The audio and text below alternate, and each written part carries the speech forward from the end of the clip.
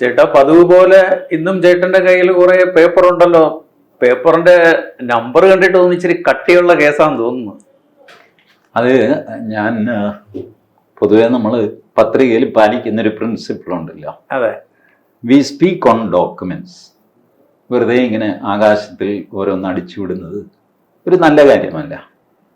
ഇപ്പോൾ നടക്കുന്ന സിനിമാ രംഗത്തെ ബഹളങ്ങളുണ്ട്. ഇതിന് ആധാരമായിട്ടുള്ള കോടതി രേഖകളുണ്ട്. അതാരും ശ്രദ്ധിക്കുന്നില്ല. ഏത് ഇത് 2014 ഈ കാര്യത്തെപ്പറ്റി സംവിധായകൻ വിനയൻ ഒന്ന് രണ്ട് ചാനലുകളിൽ സംസാരിച്ചു. അതോടെ പിന്നെ വിനയനെ ചാനലുകളിൽ കാണാതെയായി. ഇതിന് ആ വിസിബിലിറ്റി വേണ്ട, ആട്ടങ്ങ് വിട്ട് എല്ലാവരും ഈ സ്ത്രീകൾ ആരോപണം ഉന്നയിക്കുന്നു. വെച്ച് കലക്കുമല്ലേ. കണ്ണി കണ്ട ആൾക്കാരെ പറ്റിയൊക്കെ പറയുന്നത് നേരാണോ നുണയാണെന്ന് ആർക്കും അറിയാമല്ല. പോലീസ് കുറെ പേര് IPS കിട്ടിയ ആണും പെണ്ണും ഒക്കെ ചേർന്ന് വലിയ കമ്മിറ്റി ഉണ്ടാക്കുന്ന ബഹളം. ഇതാണ് എല്ലാവർക്കും താല്പര്യം. പിന്നെ ഈ സ്ത്രീകൾ ധൈര്യപൂർവ്വം ബോൾഡായിട്ട് തുറന്നു പറയാൻ തുടങ്ങി. ഈ മനുഷ്യൻ എന്നെ ഉപദ്രവിച്ചു എന്ന് പറയേണ്ട കാര്യമേ ഉള്ളൂ പബ്ലിക്. ബാക്കി എന്ത് ചെയ്തു എന്നൊക്കെയുള്ള ഡീറ്റെയിൽസ് കോടതിയിൽ ഇൻ ക്യാമറ പ്രൊസീഡിങ്സ് ഉണ്ട്. പുറത്തുനിന്ന് ആരും കേൾക്കാതെ മജിസ്ട്രേറ്റും ഇവരും വക്കീലും മാത്രമുള്ള അടച്ചിട്ട മുറിയിലെ വിചാരണ മൊഴി കൊടുക്കും. അവിടെയാണ് ഈ മനുഷ്യൻ യഥാർത്ഥത്തിൽ എന്ത് ചെയ്തു എന്നുള്ളത് പറയേണ്ടത്. അല്ലാതെ ഈ ടി വി മുഴുവൻ നടന്ന് പറയുന്നതിലൂടെ ഈ പെണ്ണുങ്ങളുടെയൊക്കെ മാനമല്ലേ പോകുന്നത്. പിന്നെ വേറൊരു കാര്യമുണ്ട് ഇതില്. എല്ലാം ഇടതുപക്ഷമാണ്, പൊതുവൽക്കരണമാണ്.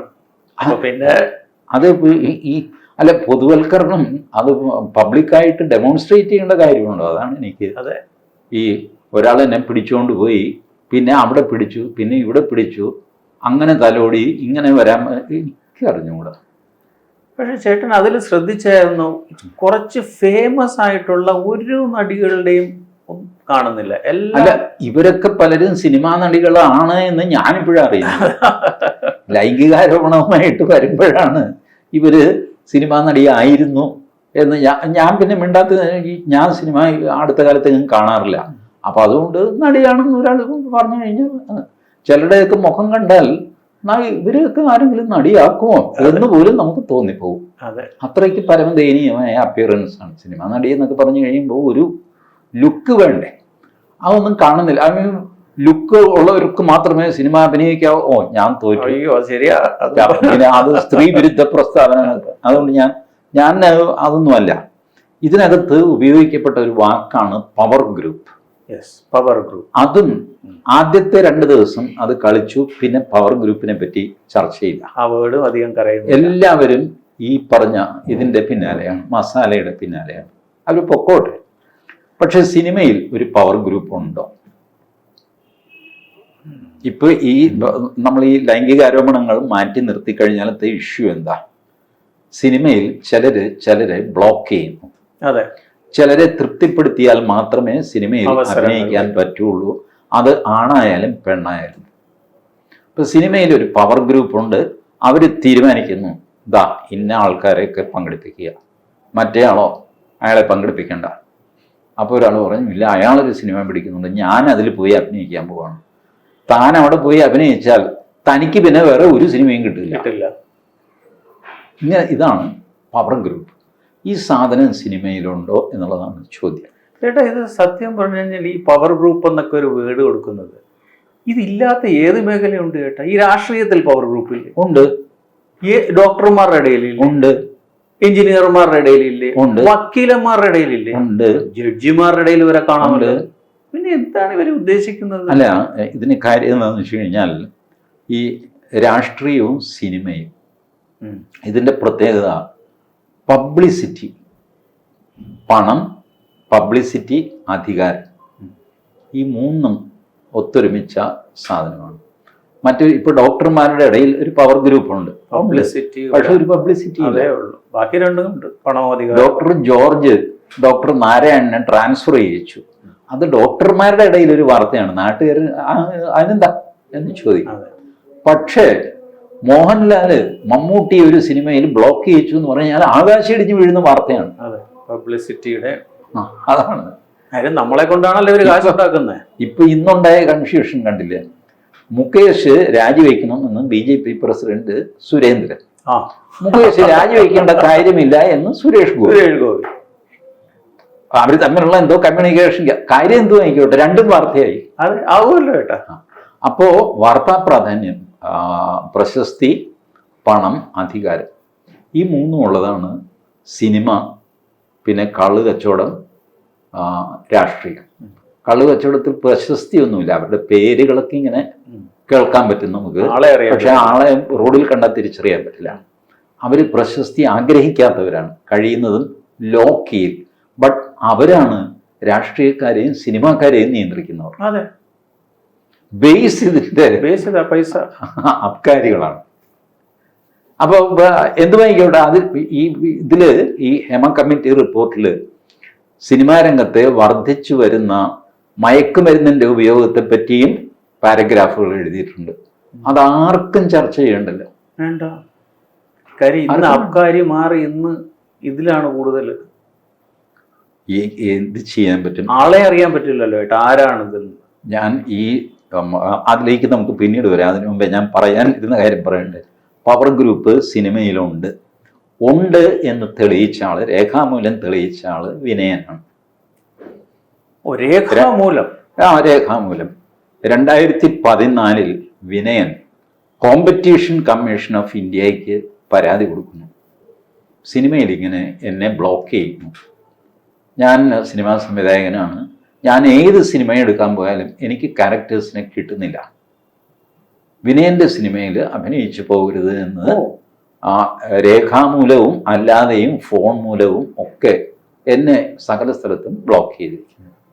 ഇത് ഇൻഡസ്ട്രിയുടെ ഇതിന് നിരക്കുന്നതല്ല, ധാർമ്മികതയ്ക്ക് നിരക്കുന്നതല്ല, നിയമവിരുദ്ധമാണ്. അതെ ചേട്ടാ, കറക്റ്റ് കാര്യം ചേട്ടൻ ഇത് പറഞ്ഞപ്പോഴാണ് ഇത് ഇതിന് ആ ആംഗിളിന് മൊണോപ്പൊളി ആംഗിളാണ് ഇതിൽ വരുന്നത്. അതെ, പണ്ട് MRTP അങ്ങനെ കണ്ട് അതാണ് ഈ പണ്ട് MRTP ആക്ടും MRTP കമ്മീഷനും ഉണ്ടായിരുന്നു. Monopolies and restrictive trade practices act, അതിനൊരു കമ്മീഷൻ. ഇപ്പൊ അത് പോയിട്ട് കോമ്പറ്റീഷൻ ആക്ട്, അത് 2002 or 2004 മറ്റോ ആണ് കോമ്പറ്റീഷൻ ആക്ട്.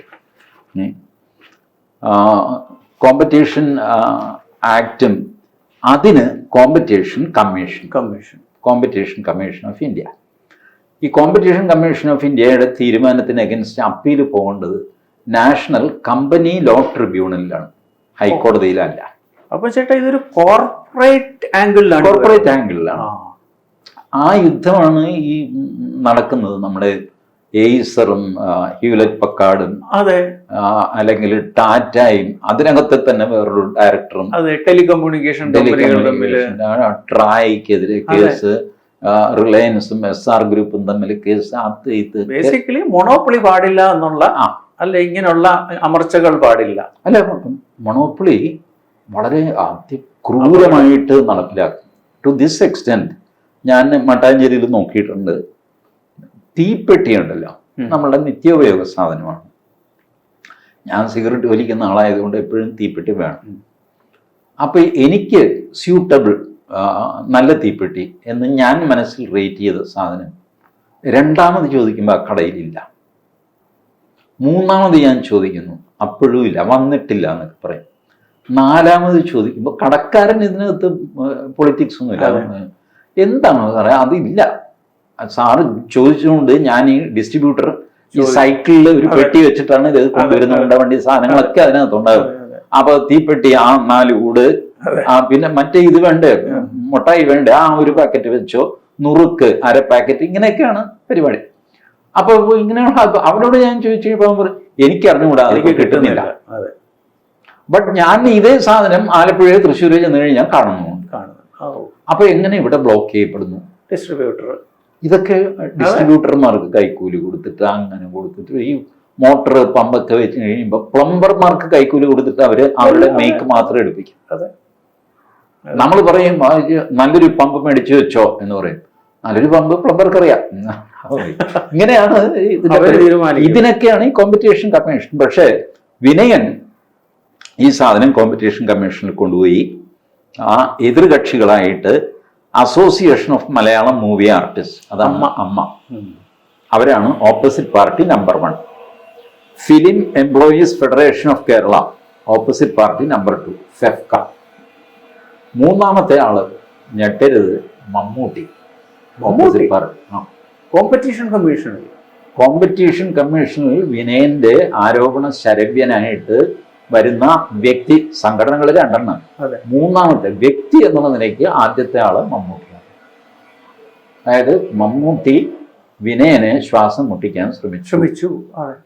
വിനയന്റെ സിനിമകളിൽ അഭിനയിക്കാതെയും മറ്റുള്ളവരെ കൊണ്ട് അഭിനയിപ്പിക്കാതിരിക്കാൻ ആവുന്നത്ര ശ്രമിച്ചും ഒക്കെ മമ്മൂട്ടി നിന്നു. രണ്ടാമത് മോഹൻലാൽ, മൂന്നാമത് ദിലീപ്. അത് കഴിഞ്ഞ് ഫെഫ്ക എന്ന് പറയുന്നത് ഒരു 17 യൂണിയന്റെ കോൺഗ്ലോമറേറ്റ് ആണ്. അതിനകത്തെ 2 യൂണിയനെ കൂടെ ഇദ്ദേഹം എതിർകക്ഷിയാക്കി. FEFKA directors union, FEFKA production executives union. അപ്പം മൊത്തം 7 പേരാണ് എതിർകക്ഷികൾ.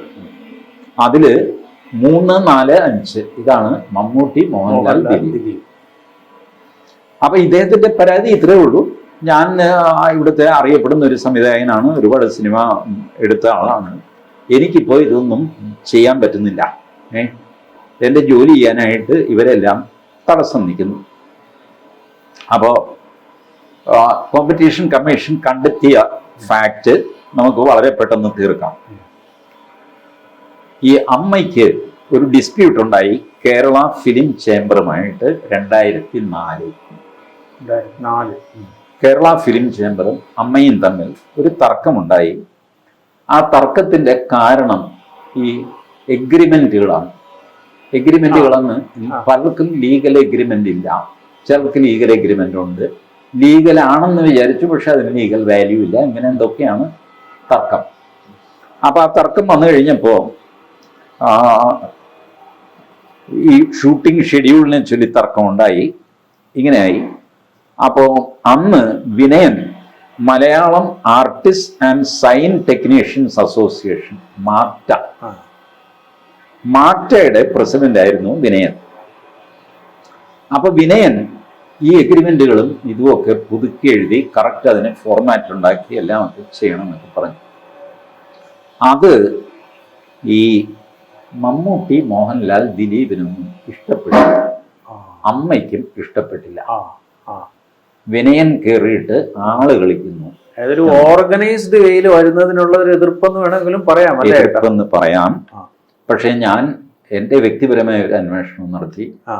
ഇതിലൊക്കെ ഈ താൻ പ്രമാണിത്വം അത് വിനയനും കാണിച്ചിട്ടുണ്ട്. അന്ന് വിനയനാണ് ഇതിന്റെ പ്രസിഡന്റ്, മാക്ടയുടെ പ്രസിഡന്റ് ആയിരുന്നിട്ട് അദ്ദേഹത്തിന്റെ തേർവാഴ്ച അവിടെ വന്നു. അദ്ദേഹം അദ്ദേഹം വളരെയധികം നാള് മാക്ട വിട്ടുകൂടാതെ പിടിച്ചു വെച്ചിട്ടുണ്ട്. മാക്ട അദ്ദേഹം പിടിച്ചു വെച്ചാൽ എന്തെങ്കിലും പ്രസിഡന്റിനെ ഈ തെരഞ്ഞെടുപ്പ് വരുമല്ലോ, ഈ തെരഞ്ഞെടുപ്പ് വിനയൻ നടത്തിക്കില്ല എന്നാണ് ഇവര് പറയുന്നത്. എനിക്ക് ഇതിന്റെ സത്യാവസ്ഥ അറിയില്ല. തെരഞ്ഞെടുപ്പ് വന്നു കഴിയുമ്പോൾ വിനയൻ ഏതെങ്കിലും മെമ്പറെ കൊണ്ട് മുനിസിപ്പൽ കോടതിയിൽ നിന്ന് ഒരു സ്റ്റേ ഓർഡർ മേടിച്ചു. വിദ്യകളൊക്കെ അറിയാം. ഞാനൊരു കാര്യം പറയട്ടെ, എല്ലാവരും അടിയും തടയും പഠിച്ചവരാണ്. നമ്മളുടെ ലേലൻ സിനിമയില്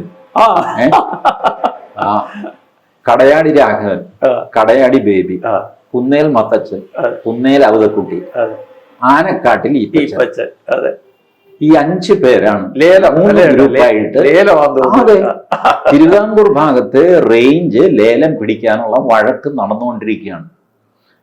പ്രശസ്തമായ ഒരു ഡയലോഗുണ്ട് ഇവരൊക്കെ തമ്മിൽ. കാരണം ഇതിലൊരു ബിഷപ്പ് തിരുമേനിക്ക് ഇതിനകത്തൊരു വെസ്റ്റഡ് ഇൻട്രസ്റ്റ് ഉണ്ട്. കാരണം ഇതിലൊരുത്തന്റെ ഭാര്യയുടെ അമ്മ തിരുമേനിയുടെ സഹോദരിയാണ്. അതുകൊണ്ട് വഴക്ക് തീർക്കാൻ എന്നുള്ള മട്ടിൽ മധ്യസ്ഥനായിട്ട് തിരുമേനി തന്റെ സഹോദരിക്ക് വേണ്ടിയിട്ട് സംസാരിക്കുന്നു. അത് ഈ ഇതിനകത്ത് ആനക്കാട്ടിൽ ഈപ്പച്ചൻ അത് വിളിച്ചു പറയുന്നില്ല.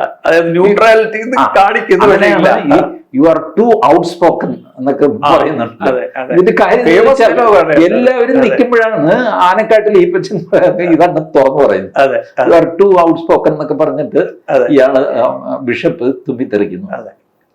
ഈ വഴക്കാണ് സിനിമയിൽ നടക്കുന്നത്. ഓ. അപ്പോ മധ്യസ്ഥനായി വന്ന തിരുമേനിക്ക് പോലും ഒരു അജണ്ട, ഒരു വെസ്റ്റഡ് ഇൻട്രസ്റ്റ് ഉണ്ട്. അതെ. അപ്പോ കടയാടി രാഘവൻ, കടയാടി ബേബി, കുന്നേൽ മത്തച്ഛൻ, ഔതക്കുട്ടി, ആനക്കാട്ടിൽ ഈപ്പച്ചനൊക്കെ കൂടെ റേഞ്ചിന് വേണ്ടി പിടിയില്ലേ. ഇതാണ് ഈ അമ്മ, മാക്ട, ഫെഫ്ക, അത് ഇത് പരിപാടിയൊക്കെ. ചേട്ടൻ സൂചിപ്പിച്ചു വരുന്നത് തിരുമേനിയുടെ സ്ഥാനത്ത് വല്ല രാഷ്ട്രീയക്കാരോ വല്ലോ അങ്ങനെ ഉണ്ടാകാം. ഞാൻ പ്രത്യേകിച്ച് ആരുടെയും പേര് പറയുന്നില്ല, എന്നെ തൂക്കിക്കൊല്ലരുത്. പ്രശ്നം മുതലാളിമാര് തമ്മിലാണെന്നുള്ളതാണ്. ഇത് തന്നെയാണ് പ്രശ്നം. അപ്പോ അത് കഴിഞ്ഞ് ഇവര് അന്വേഷണം സംഗതിയൊക്കെ തുടങ്ങി.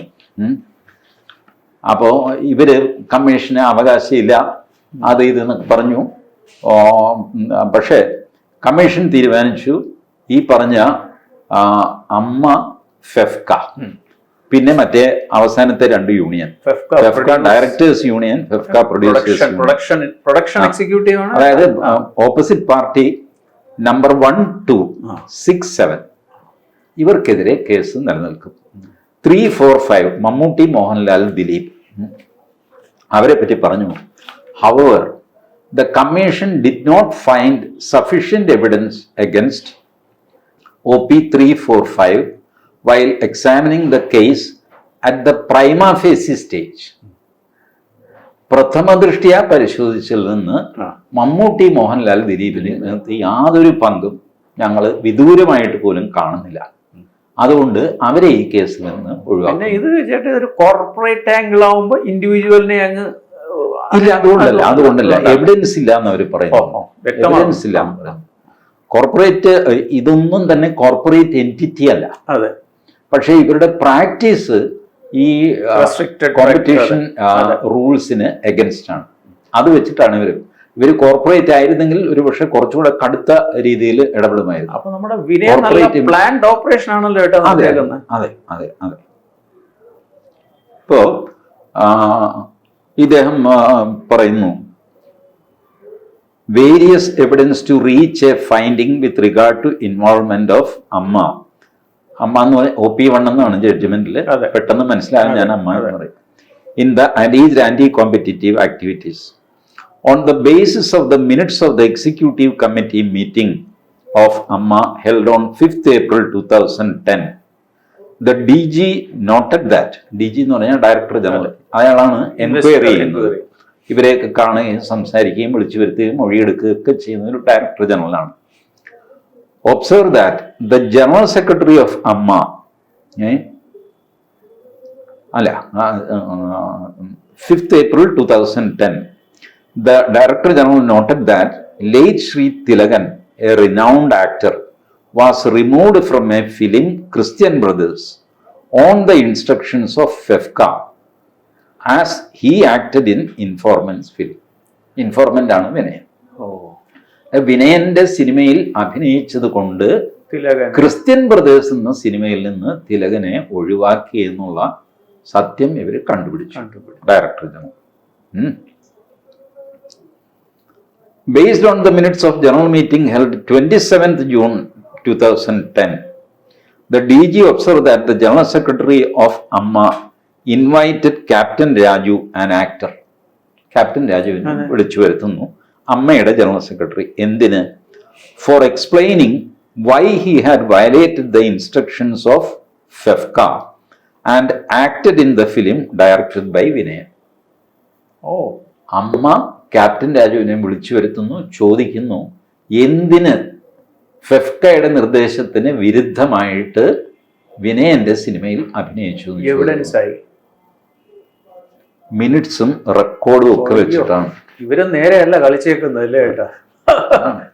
പിന്നെ ഇതുപോലത്തെ നിസ്സഹായ അവസ്ഥയിൽ പെട്ടുപോയ PA Haris, a film producer, Shri Kannan Perumudiyoor, a producer, Shri Sudheer CV, another producer, Shri Salu K. George, an art director, ഇവരൊക്കെ അമ്മയോ ഫെഫ്കയോ ഒക്കെ ബ്ലോക്ക് ചെയ്ത ആൾക്കാരാണ്. ബ്ലോക്ക് ചെയ്തെന്ന് പറഞ്ഞു കഴിഞ്ഞാൽ നിങ്ങൾ വിനയനെ വെച്ച് സിനിമ എടുക്കാനാണ് പോകുന്നതെങ്കിൽ ഞങ്ങൾ ആരും സഹകരിക്കില്ല. ഭയങ്കര കോക്കസ് ആണല്ലോ ഏട്ടാ ഇത്. എല്ലാ പ്രൊഡ്യൂസറിനെ ഇത് കഴിഞ്ഞ് Shri K Surendran, an actor. ആരാണ് ഈ കെ സുരേന്ദ്രൻ? BJP നേതാവ് കെ സുരേന്ദ്രൻ. അത് കേട്ടിട്ടുണ്ട്. ആക്ടർ അല്ല, ഇന്ദ്രൻസ് ആണ്. ഓഹോ, ഒറിജിനൽ പേര് കെ ഇന്ദ്രൻസിന്റെ ശരിയായ പേര് കെ സുരേന്ദ്രൻ. ഇന്ദ്രൻസും വന്നു ഇതില്. വന്നു.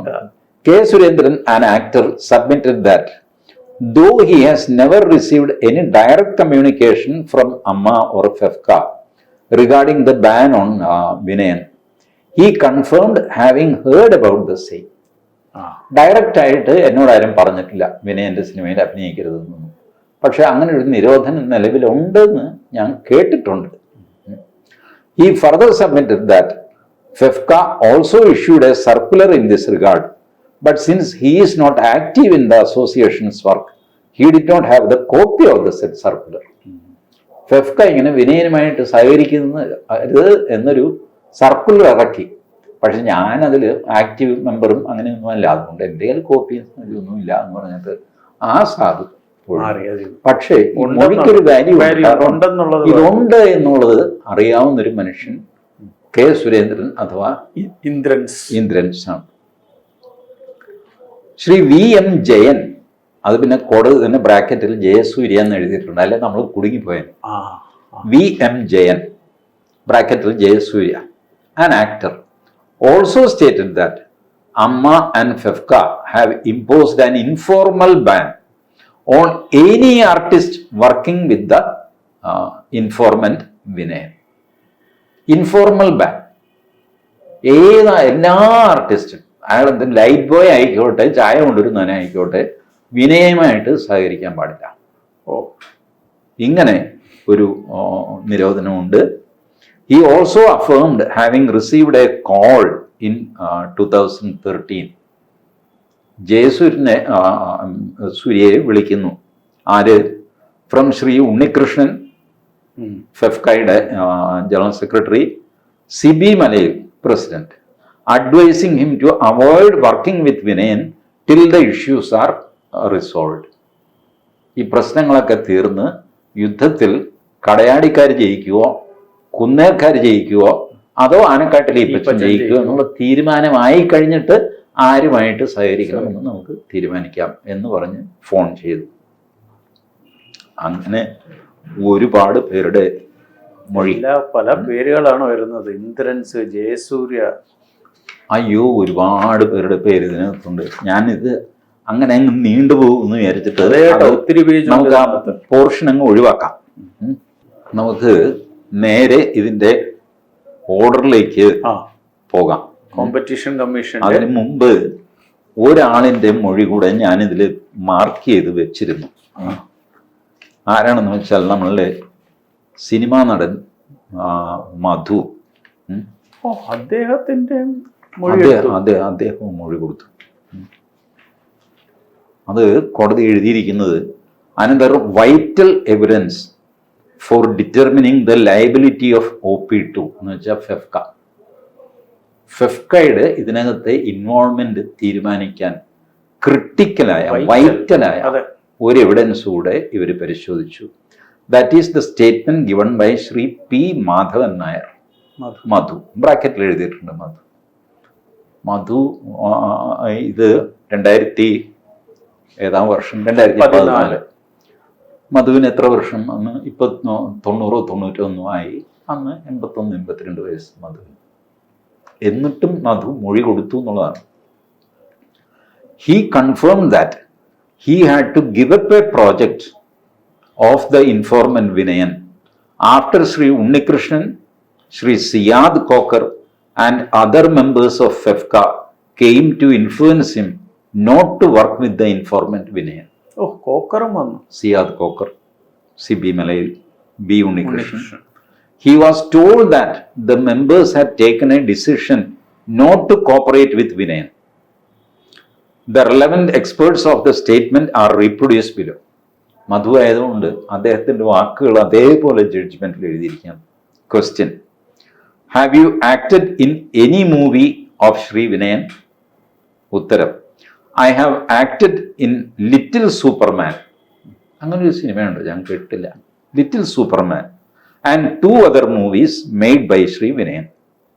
For a movie in 2011, the name whereof I do not remember.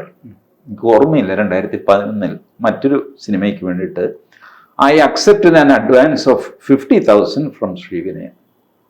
50,000 രൂപ ഒരു ടോക്കൺ അഡ്വാൻസ് മധുവിന് കൊടുത്തു ഒരു സിനിമയ്ക്ക് വേണ്ടിയിട്ട്. However, about a dozen functionaries of various associations of the film industry. ഇപ്പൊ മധുവിനറിയാമല്ലോ, മധു ഈ അമ്മ, ഫെഫ്ക, ആ ഫെഡറേഷൻ, ഈ ഫെഡറേഷൻ, അതിലൊന്നും മധു ആക്റ്റീവും അല്ല, മെമ്പറും അല്ല, തിരിഞ്ഞു നോക്കാറില്ല. അദ്ദേഹം ഒരു വലിയ വെറ്ററനായിട്ട് ഇരിക്കുകയാണല്ലോ. So a dozen functionaries of various associations of the film industry came to my house and requested me not to act in Sri Vinayan's movie. I remember only Sri B. Unnikrishnan and Sri Siyad Kokar among the visitors as representative of some of the association. Nobody from Amma came.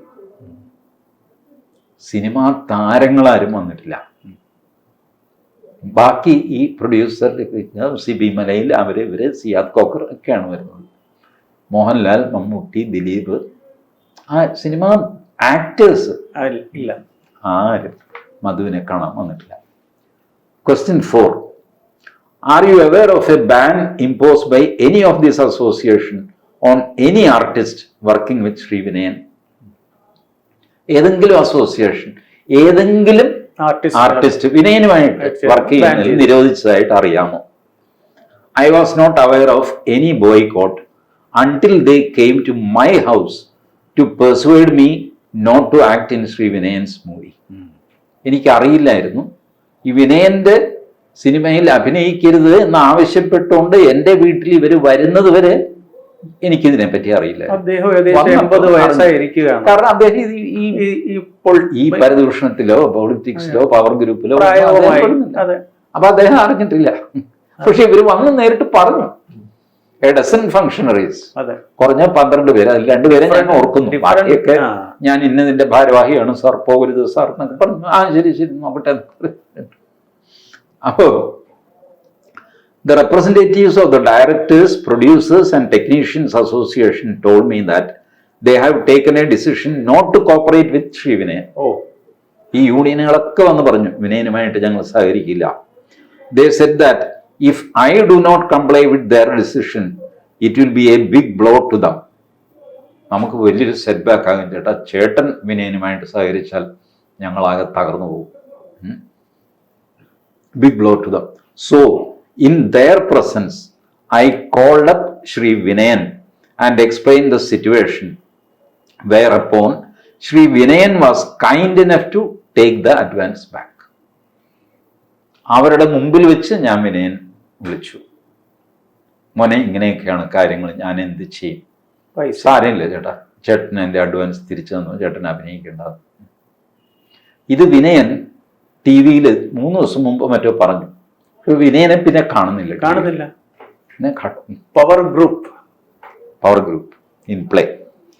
അപ്പോ ഈ മധുവിന്റെ ഈ മൊഴിയും കൂടെ ആയി കഴിഞ്ഞപ്പോ പിന്നെ ഇവർക്ക് എന്ത് ചെയ്യാൻ പറ്റും? ഒരു 80 വയസ്സുള്ള മനുഷ്യൻ വന്നിട്ട് ഇങ്ങനെ ഒരു കള്ളം പറയേണ്ട കാര്യമില്ലല്ലോ അങ്ങർക്ക്.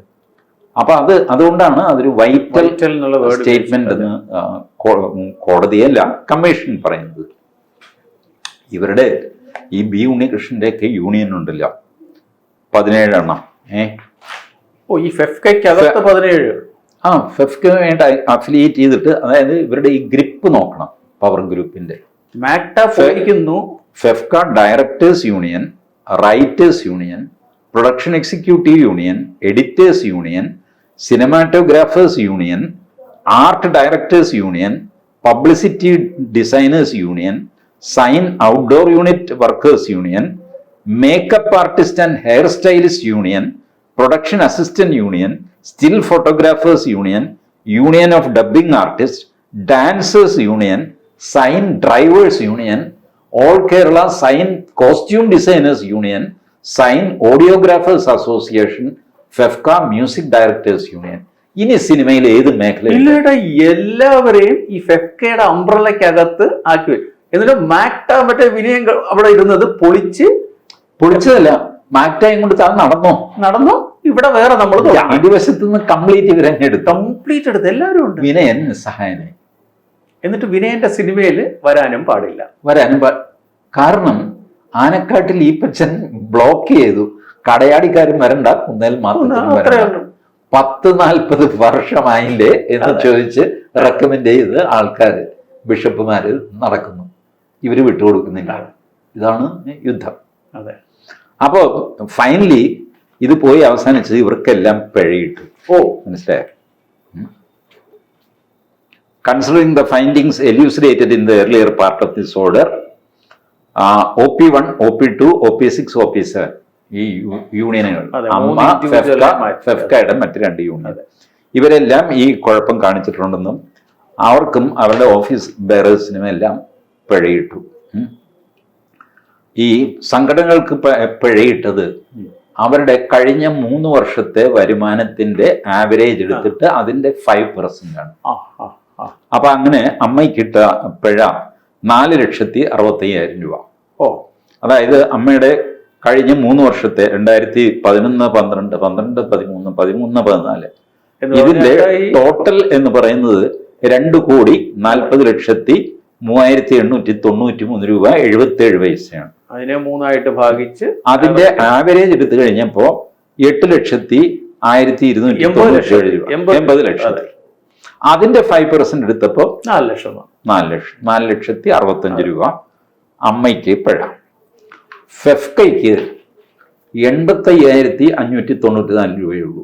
അതേ ഫോർമുല ഫെഫ്കയുടെ ആവറേജ് 17,11,000 ചില്ലുവാനമേ വരുന്നുള്ളൂ. ഇത് കഴിഞ്ഞ് മറ്റേ 2 യൂണിയൻ ഉണ്ടല്ലോ, അവർക്കും പിഴയിട്ടു 3,86,354 രൂപ. പിന്നെ മറ്റേ ആൾക്ക് 56,661 രൂപ. അത് കഴിഞ്ഞു. ഇനി ഇതിന്റെ സ്ഥാനത്തിരുന്നു. മാത്രമല്ല പേഴ്സണലി ഇന്നസെന്റ്, ഇടവേള ബാബുവൊക്കെ അമ്മയ്ക്ക് വേണ്ടി പലരെയും വിളിച്ചതായിട്ടൊക്കെ റിപ്പോർട്ടിലുണ്ട്. എത്രയാണെന്ന് പറഞ്ഞാൽ വായിക്കുന്നത്. ഇന്നസെന്റിന് പിഴ ഇവർക്ക് ചെയ്തതെന്ന് വെച്ചാൽ കഴിഞ്ഞ 3 വർഷത്തെ മൊത്തം ഇൻകത്തിന്റെ ആവറേജ് എടുത്തിട്ട് അതിന്റെ 3%. 5 യൂണിയൻ, 3 ഇൻഡിവിഡ്വൽ വ്യക്തിക്ക് 3%. അങ്ങനെ ഇന്നസെന്റിന് 51,478 രൂപ. ഒരുപക്ഷെ പുള്ളിക്ക് ഒരു നേരത്തെ ഭക്ഷണത്തിന് ഉപയോഗിക്കുന്ന കാശായിരിക്കും. ഇടവേള ബാബു 19,113 രൂപ. സിബി മലയിൽ 66,356 രൂപ. ബി ഉണ്ണികൃഷ്ണൻ 32,026 രൂപ. കെ മോഹനൻ 27,737 രൂപ. എന്ന് പറഞ്ഞാൽ ഓർഗനൈസേഷന് ആസ് എൻ ഓർഗനൈസേഷൻ അതിന്റെ അധികാരത്തിൽ ഇരുന്നവർക്ക് ഇൻഡിവിജ്വലി, കാരണം അധികാരത്തിൽ ഇരുന്നു പോയി എന്നുള്ളത് മാത്രമല്ല അവരുടെ മൊഴിയും പല കാര്യങ്ങളും ഒക്കെ. അതിനിടയ്ക്ക് സിദ്ദിഖിന്റെ പേരൊക്കെ ഞാൻ തുടക്കത്തിൽ വായിച്ചല്ലോ. സിദ്ദിഖ് പറഞ്ഞു, ഈ പറഞ്ഞ കലാപരിപാടിയൊക്കെ നടക്കുമ്പോൾ ഞാനല്ല പ്രസിഡന്റ്. ഇപ്പൊ കമ്മീഷൻ നോക്കി കഴിഞ്ഞപ്പോ ഇതെന്താ വഴിയെ പോയ ആളിനെ പിടിച്ചു. കാരണം ഈ സംഭവം കഴിഞ്ഞ് പിന്നെയും വർഷങ്ങൾ കഴിഞ്ഞിട്ടാണ് സിദ്ദിഖിനെ പിടിച്ച് ഇവർ പ്രസിഡന്റ് ആക്കുന്നത്. സിദ്ദിഖ് പറഞ്ഞു, എന്റെ പൊന്നു, ഞാൻ 5 വർഷം മുമ്പ് ഇരുന്ന പ്രസിഡന്റ് ഇരുന്നപ്പോ എന്തോ സർക്കുലർ എഴുതി ആരെയോ ബ്ലോക്ക് ചെയ്ത് എന്നെ പിടിക്കുന്നതിനാ. അങ്ങനെ സിദ്ദിഖിനെ അവർ വിട്ടു. അപ്പൊ ഇതൊക്കെ സംഭവം, അല്ലെങ്കിൽ സിദ്ദിഖിന് പിഴ കിട്ടിയാനെ. ഏതായാലും ഇങ്ങനെ പിഴയൊക്കെ ഒടുക്കി നടക്കുകയാണ്. അപ്പൊ ബി ഉണ്ണികൃഷ്ണനൊക്കെ എത്ര വലിയ രാജാവാണെന്ന് ആലോചിച്ച് നോക്കി. അതായത് പുള്ളി സംസാരിക്കുന്നുണ്ട് ബി ഉണ്ണികൃഷ്ണൻ. ഒരു തർജ്ജമക്കാരനെ വെച്ചാൽ നമുക്ക് മനസ്സിലാവുള്ളൂ. അതായത് സിനിമ എന്ന് പറയുന്ന സർഗാത്മക സൃഷ്ടിയുടെ അടിയടരുകളിൽ നിന്ന് ഉരുത്തിരിഞ്ഞു വരുന്ന ഇത്രയൊക്കെ ആയിരിക്കുമ്പോൾ വലിയ പ്രയാസം. ഞാനും ഇങ്ങേരും ഒരു കൈരളി ചാനലിൽ ഡിബേറ്റിലുണ്ടായിരുന്നു. അപ്പൊ അങ്ങനെ ഇങ്ങനെയൊക്കെ പറഞ്ഞു കഴിഞ്ഞപ്പോ നമ്മളെ ആ ലാലാണ് ഇത് ആങ്കർ. ഞാൻ പറഞ്ഞു, ഈ മനുഷ്യൻ പറഞ്ഞതിന്റെ അർത്ഥം എനിക്ക് മനസ്സിലായില്ല. അപ്പൊ ലാല് പറഞ്ഞു, ശ്രീ മോഹൻദാസ് അദ്ദേഹം പറയട്ടെ. ഞാൻ പറഞ്ഞു, അദ്ദേഹം പറഞ്ഞു എനിക്ക് മനസ്സിലാവണില്ല, ലാലിന് അറിയാമെങ്കിൽ എനിക്കൊന്ന് പറഞ്ഞത്. ലാലിന് പറഞ്ഞു. ലാല് ചിരിച്ചു. ബി ഉണ്ണികൃഷ്ണൻ ദേഷ്യം വന്നു. ഇങ്ങനെയുള്ളവരോടൊക്കെ സംവാദം അസാധ്യമാണ്. ഞാൻ പറഞ്ഞു അതെന്ത് ആ സംഗതി എനിക്ക് മനസ്സിലായില്ല. സംവാദം അസാധ്യം എന്ന് പറഞ്ഞാൽ നിന്നോടൊന്നും എനിക്ക് പറഞ്ഞു വയ്ക്കാൻ പറ്റില്ല, ഞാൻ പോവാണ്, ഇതാണ് എന്റെ അർത്ഥം. ഇതൊക്കെയാണ് B Unnikrishnan. Anyway apart from that ഞാൻ അത് അദ്ദേഹത്തിന്റെ കോമ്പറ്റീഷൻ കമ്മീഷന്റെ വിധി, കോമ്പറ്റീഷൻ കമ്മീഷനിൽ പിന്നെ ഇവര് അപ്പീല് പോയി. അപ്പീല് പോയത് national company law tribunal, NCLT. 2017 അവരുടെ വിധി വന്നു. അവരുടെ വിധിയിൽ അവരിതൊക്കെ ശരിവെച്ചു. കോമ്പറ്റീഷൻ കമ്മീഷൻ പറഞ്ഞതൊക്കെ ശരിയാണ്, അതിൽ മാറ്റിമറിക്കാനൊന്നുമില്ല എന്ന് പറഞ്ഞു. അപ്പൊ കോമ്പറ്റീഷൻ കമ്മീഷനായി, NCLT ആയി. അതിന് മുകളിൽ പിന്നെ ഉള്ളത് സുപ്രീം കോടതിയാണ്. അവിടെ വരെ പോയി വിനയൻ. പിന്നെ വിനയനല്ല, കറക്റ്റ്. വിനയൻ ജയിച്ചു നിൽക്കുകയാണല്ലോ ഇവിടെ, ജയിച്ചു നിൽക്കുകയാണ്. അതെ, മറ്റേ പാർട്ടികൾ പോയി. FEFKA production executive union versus competition commission of India on 28 September 2020. Bench ഏതാണെന്നറിയാമോ? 3 ജഡ്ജിമാരുടെ ബെഞ്ചാണ്. റോഹിൻടൺ നരിമാൻ, നവീൻ സിൻഹ, KM ജോസഫ്, 3 പേരുടെ bench.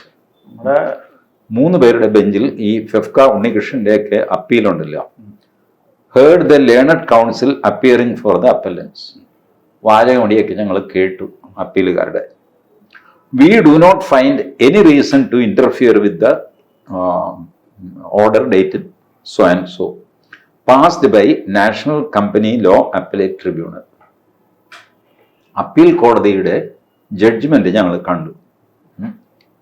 V do not find any reason to interfere.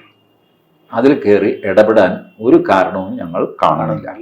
Accordingly the appeals are dismissed. Pending application stand disposed. Pending application ഇടയ്ക്ക് വേറെ ഒരുപാട് പേര് application എന്ന് പറയുന്നത് ഇതെല്ലാം കൂടെ ഒന്ന് തീർത്തു വിട്ടു. സെപ്റ്റംബർ 2020. അപ്പോൾ ഒരു മുതലാളി ജയിച്ചു, വേറൊരു മുതലാളി ജയിച്ചു. തൽക്കാലം കടയാടിക്കാർ ജയിച്ചു, അല്ലെങ്കിൽ കുന്നേൽക്കാർ ജയിച്ചു. പക്ഷേ പവർ ഗ്രൂപ്പ് നിലനിൽക്കുന്ന, ഇതാണ് പവർ ഗ്രൂപ്പ്. ഈ സത്യം കേരളത്തിലെ മാധ്യമങ്ങൾക്ക് ചർച്ച ചെയ്യാനുള്ള ധൈര്യമില്ല. കാരണം നിങ്ങൾക്ക് പവർ ഗ്രൂപ്പിനെ ആന്റഗണൈസ് ചെയ്യാൻ പറ്റില്ല. പവർ ഗ്രൂപ്പിനെ തൊടാൻ ആർക്കും ധൈര്യമില്ല. പവർ ഗ്രൂപ്പുകൾ തമ്മിൽ തൊടും എന്നുള്ളതല്ലാതെ മറ്റുള്ളവർക്ക് പവർ ഗ്രൂപ്പിനെ തൊടാൻ പറ്റില്ല. മനസ്സിലായോ? കടയാടിക്കാര് ആനക്കാട്ടിൽ ഈപ്പച്ചിന് വേണ്ടിയിട്ട് അടി നടത്തും. പക്ഷെ പുറത്തുനിന്ന് ഒരുത്തിന് കടയാടിക്കാര് തൊടാൻ പറ്റില്ല. ഈപ്പച്ചൻ തൊടും, ഈപ്പച്ചൻ തല്ലും. കാരണം അവരൊക്കെ ഒരു സ്റ്റാറ്റസ് ഉള്ളവരാണ്. ഇതാണ് പവർ ഗ്രൂപ്പ്. ഈ പവർ ഗ്രൂപ്പിനെ പറ്റി ഒരു ഡിസ്കഷനും ഇല്ലല്ലോ. ഡിസ്കഷൻ നടക്കുന്നത് എങ്ങനെയാ? എവിടുന്നോ ഒരു സ്ത്രീ വരുന്നു, ഒരു പെൺകുട്ടി വരുന്നു, ഇന്ന ആൾക്കാർ എന്നെ പീഡിപ്പിച്ചു എന്ന് പറയുന്നു. ഉടനെ ചാനലുകൾ ബഹളം വയ്ക്കുന്നു. അയാളെ കൊണ്ട് എന്തോ രാജിവെപ്പിക്കുകയോ വയ്ക്കാതിരിക്കുകയോ അതോ ഇതോ വെക്കുന്നു. എനിക്കറിഞ്ഞുകൂടാ. ഒരു മായാജാലം ഇങ്ങനെ നടക്കും. ആർക്ക് ആരുടെ പേരിലും ആരോപണം ഉന്നയിക്കാം എന്നുള്ളൊരു സ്ഥിതി. എന്നാൽ ഒരു സാധനം പോലീസിന് എഴുതി കൊടുക്കില്ല, ഒന്നുമില്ല. പോലീസിന് എഴുതി കൊടുത്താലും അവരെന്ത് ചെയ്യും? ചേട്ടാ, ഈ ഹേമ കമ്മിറ്റി റിപ്പോർട്ട് പുറത്തു വരുന്നതിനെ ചൊല്ലി കഴിഞ്ഞ 4 കൊല്ലമായിട്ട് ഇരുന്ന് അത് ഇറങ്ങിയേ പറ്റുള്ളൂ എന്ന് വന്നപ്പം ഈ ഇതിന് കൊടുത്ത മൊഴി കൊടുത്ത അല്ലാത്ത വേറൊരു ഇറക്കുമതിയല്ലേ വരുന്നത്? അത് ഇടതുപക്ഷത്തിലാണ്. അതെ, വേറൊരു ഇടതുപക്ഷക്കാരിയാണ് ഇതിലില്ലാത്ത. ഇപ്പൊ കേരളത്തിലെ അവസ്ഥയിൽ ആർക്കും ആരെപ്പറ്റിയും എന്താക്ഷേപവും ഉന്നയിക്കാം. ചാനലുകളുടെ വാതിലുകൾ തുറന്നു കിടക്കുന്നു. ഈ ചാനലുകളിൽ നടക്കുന്ന തെമ്മാടിത്തരം അത് ആരും പറയാനും പാടില്ല. ചാനലിൽ നടക്കുന്ന തെമ്മാടിത്തരത്തെ പറ്റി പോലീസിന്റെ കയ്യിൽ കിട്ടിയ കംപ്ലൈന്റ് FIR ഇട്ടത് ഒക്കെ എടുത്തു കഴിഞ്ഞാലുണ്ടല്ലോ, ഈ സാധനം എല്ലാം കൂടെ നമുക്ക് അടച്ചു കൂട്ടേണ്ടി വരും. ചേട്ടാ, അങ്ങനെ ഒരു സൂചന ഇന്നലെ ഒരാള് നമ്മുടെ രഞ്ജി പണിക്കരാണെന്ന് രഞ്ജി പണിക്കർ പറഞ്ഞല്ലോ. നിങ്ങളുടെ കൂട്ടത്തിൽ നിങ്ങൾ എത്ര പേരെ മാറ്റി നിർത്തിയെന്ന് ചോദിച്ചു. മാത്രമല്ല, ഈ ഇതിനകത്ത് എല്ലാ സ്ത്രീകളും ഇത് സഹിച്ചവരാണെന്നൊന്നും ഞാൻ കരുതുന്നില്ല. അതെ, എല്ലാ പുരുഷന്മാരും ഈ പോക്രിത്തരം കാണിച്ചവരാണെന്ന് ഞാൻ കരുതുന്നില്ല. അതെ, ഇത് വാസ്തവം പറഞ്ഞാലുണ്ടല്ലോ, ഈ മാന്യനായിട്ട് ജീവിക്കുന്നൊരു മനുഷ്യൻ അയാളെ ഇതുപോലത്തെ ഫോൾസ് അലിഗേഷൻ വെച്ച് ബ്ലാക്ക് മെയിൽ ചെയ്തിട്ട് അവസാനം അയാൾ എങ്ങനെയെങ്കിലും ഇവരെ സിനിമയിൽ എടുത്തേ പറ്റൂ എന്നുള്ളൊരു സിറ്റുവേഷൻ കൊണ്ടുവരിക, സിനിമയിൽ നിങ്ങൾ ഫിറ്റ് അല്ല എന്ന് പറഞ്ഞു കഴിഞ്ഞാൽ ഉടനെ അയാൾക്കെതിരെ ലൈംഗിക ആരോപണം കൊണ്ടുവരിക, ഇങ്ങനെയൊക്കെ ചെയ്യുമ്പോഴുണ്ടല്ലോ ഇവന് ഉണ്ടാവുന്ന പക അതിഭീകരമായിരിക്കും. അത് താങ്ങാൻ ഇവർക്ക് ശക്തി. കാരണം എനിക്കിതറിയാം, നമ്മളുടെ MJ അക്ബർ ഉണ്ടല്ലോ, മോദിയുടെ ക്യാബിനറ്റിലുണ്ട് 2014 വിദേശകാര്യ സഹമന്ത്രിയായിട്ട് MJ അക്ബർ, പ്രശസ്തനായ പത്രപ്രവർത്തകൻ, മീട്ടു ആരോപണം വന്ന് രാജിവെച്ചു പോയി. അതാണ് മോദി സർക്കാരിന്റെ തന്നെ ഒരു കളങ്കമായ ഒരു രാജ്യം. ആ MJ അക്ബർ ആ പെൺകുട്ടിയുമായിട്ട് കേസ് പറഞ്ഞ് ജയിച്ച്, ക്രിമിനൽ കേസ് ജയിച്ച്, തിരിച്ച് പെൺകുട്ടിക്കെതിരെ മാനനഷ്ട കേസ് കൊടുത്ത് അതും ജയിച്ചു വയസ്സുകാലത്ത് MJ അക്ബർ. പക്ഷേ പോയ റെപ്യൂട്ടേഷൻ പോയില്ലേ, റിക്കവർ ചെയ്യാൻ പറ്റും. വയസ്സായി എന്ത് ചെയ്യാൻ പറ്റും? He lost his prestige. ഇത് പോയി കഴിയുമ്പോൾ ഇവര് തിരിച്ചു പറയുന്നത് നമ്മളുടെ നാനാ പാട്ടേക്കറുടെ ശക്തി സിനിമയിൽ നാനാ പാട്ടേക്കറുടെ ഡയലോഗുണ്ട്. അത് ഈ രംഗം വെച്ചല്ല, ഇങ്ങനെ ഈ ഒരു സ്ത്രീ വിഷയത്തിലല്ല, ഡയലോഗ് ഒരു പെണ്ണിനോട് ഒരു പുരുഷൻ പറയുന്ന ഓർക്കുന്നുണ്ടോ? അവിടെ ഞാനൊന്ന് കേൾപ്പിച്ചു തരാം. എല്ലാരും കേൾക്കട്ടെ. बहुत नफरत करती हो ना मुझसे, भगवान से बोल मुझे नरक मिले, मुझे कोई परवाह नहीं। तेरे जगह तू दुरुस्त है, मेरे जगह मैं। ये मारना मरना तो चलता रहेगा, अपने लोगों के लिए करना पड़ता है, दुनिया कुछ भी बोले। मुझे मालूम है एक गोली मेरे लीलार में भी लिखी है, जब मर जाऊंगा ना तो ले आना मेरे सर को मुझे फूकने के लिए।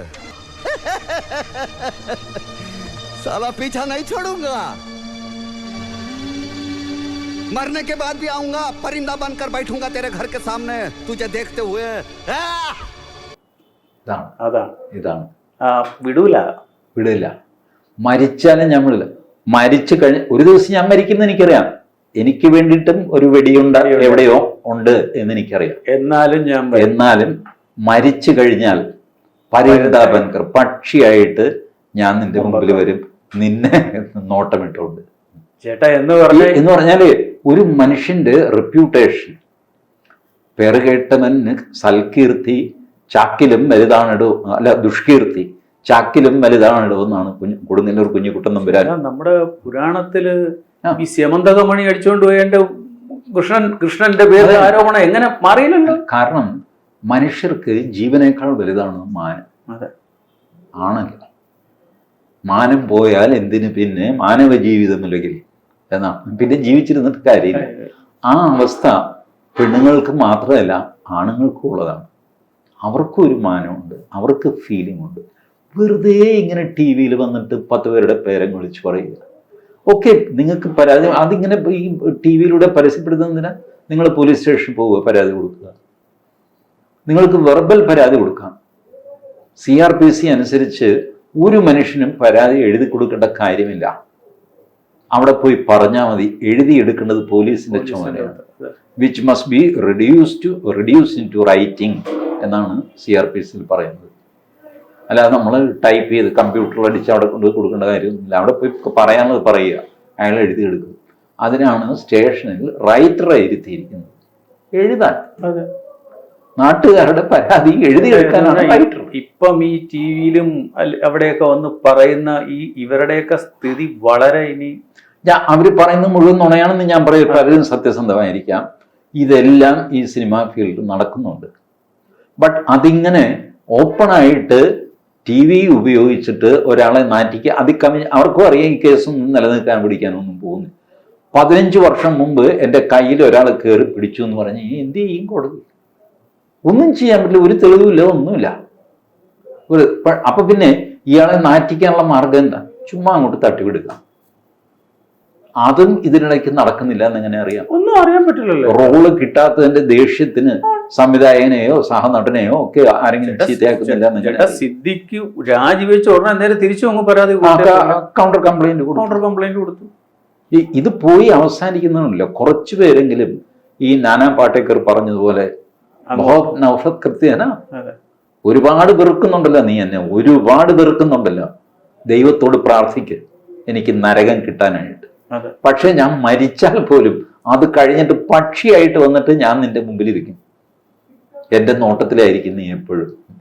എന്തൊരു പ്രതികാര ബുദ്ധിയെന്ന് ആലോചിച്ചു. അതെ അതെ ഏട്ടാ, ഇത് ഈ ചേട്ടൻ പറഞ്ഞ പോലെ തന്നെ ഏട്ടാ, ഈ ആനക്കാട്ടിൽ ഈപ്പച്ചനും ബാക്കി കടയാടി കുന്നേൽ മാത്തച്ഛനും തമ്മിലൊക്കെ പോലുള്ള അതാണ് ഇതിന്റെ കോർ.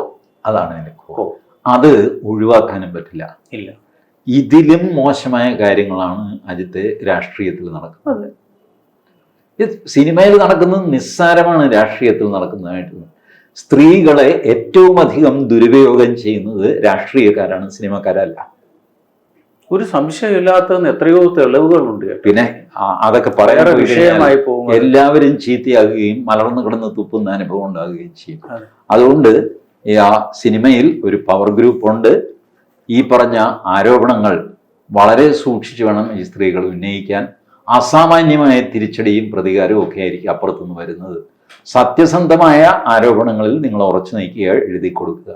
അതല്ലാതെ കാര്യം കാണാനായിട്ട് വേണ്ടാത്ത ആരോപണങ്ങൾ ഉന്നയിച്ചാൽ അതിശക്തമായിട്ടായിരിക്കും അപ്പുറത്തുനിന്ന് തിരിച്ചടി വരുന്നത്. പിന്നെ ഓരോരുത്തരുടെ ഇഷ്ടം. അതെ, പവർ ഗ്രൂപ്പ് ചേട്ടൻ പറഞ്ഞത് വിധി വന്നിട്ട് സുപ്രീം കോടതി വരെ അംഗീകരിച്ച് പെനാൽറ്റി വരെ കിട്ടിയിരിക്കുകയാണ്.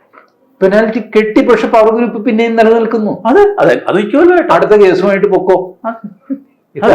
ഈ നമ്മൾ റെക്കമെൻഡേഷന് പറയും, എന്തെങ്കിലും ഒരു പ്രശ്നം വരുമ്പം അതിനെയും കാട്ടി വേറെ ആളെ വിളിച്ച് വഴക്ക് പിടിപ്പിച്ച് കഴിയുമ്പോ ഇപ്പൊ ഇന്ന് നീ ജയിച്ച്, നാളെ ഞാൻ നിന്നെ പറഞ്ഞിട്ട് നീ എന്ത് ചെയ്യാൻ പറ്റും എന്നും പോയി ചെന്ന് വിളിക്കാൻ പറ്റുമോ? അതെ, അതാണ്.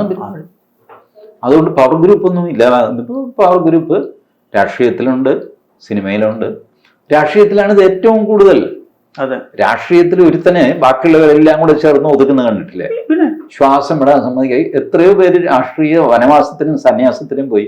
എത്രയോ പേർ വളരെ ഷൈൻ ചെയ്ത് വന്ന ആൾക്കാർ ടപ്പെന്ന് പറഞ്ഞിട്ട് ഇല്ലാതെയായി. അതൊക്കെ ഒരു രാഷ്ട്രീയത്തിൽ നടക്കുന്ന പോലെ ഒന്നും സിനിമയിൽ നടക്കുന്നില്ല. ഏതായാലും ഇതാണ് ഇതിന്റെ ഫാക്ട്സ്. ഞാൻ ഇത് എടുക്കാൻ കാര്യം എന്ന് വെച്ചാൽ പത്രികയുടെ പ്രേക്ഷകരെ സംബന്ധിച്ചിടത്തോളം നമുക്ക് ഡോക്യുമെന്റ്സ് വെച്ച് വേണം സംസാരിക്കാൻ. അവരെ തെറ്റിദ്ധരിപ്പിക്കാൻ പാടില്ല.